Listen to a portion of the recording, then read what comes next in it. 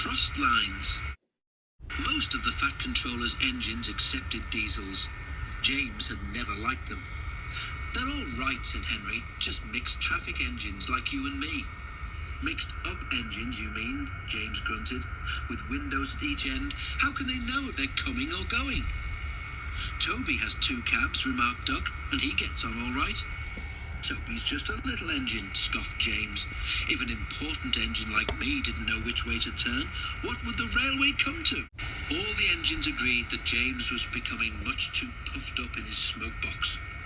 "Making out his royalty or something," grumbled Henry. "It's disgusting." "I knew an engine called King James," remarked Duck, "in the old days at Paddington.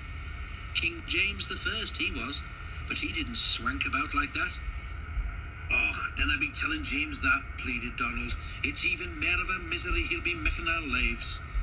"Exactly," agreed Henry.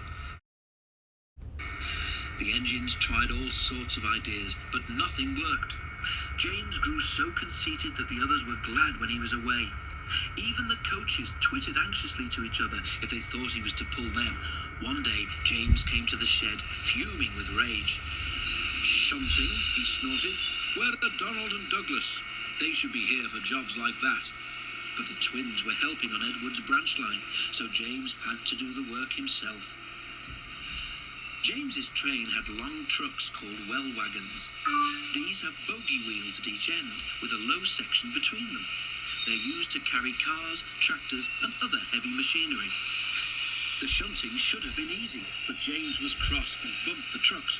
"Oh, oh, oh, oh, oh," they cried. Some of them slipped their brakes on to spite James. The weather was damp and misty too, so the shunting took a long time. At last James had only 2 trucks to fetch before his train was ready. Because of the mist, the signalman sometimes found it hard to see what was happening. James's driver told him that James would whistle when they had collected all the trucks and were clear of the points. They had almost finished when suddenly James heard a sharp peep peep from another engine close by. The signalman heard it too and thought it was James saying he was ready. He pulled the lever, setting the points for the main line. But James wasn't ready. The points changed when one of the trucks was halfway over them. One bogie went the right way, but the other was diverted towards the main line. Before James realized it, the truck was traveling sideways between the 2 lines.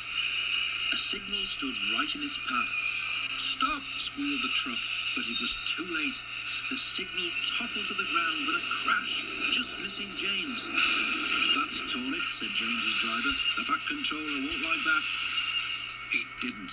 He spoke severely about it because the signal was important and its loss was inconvenient. James knew that the accident was not his fault, but he was unusually quiet in the shed that evening. The others were relieved.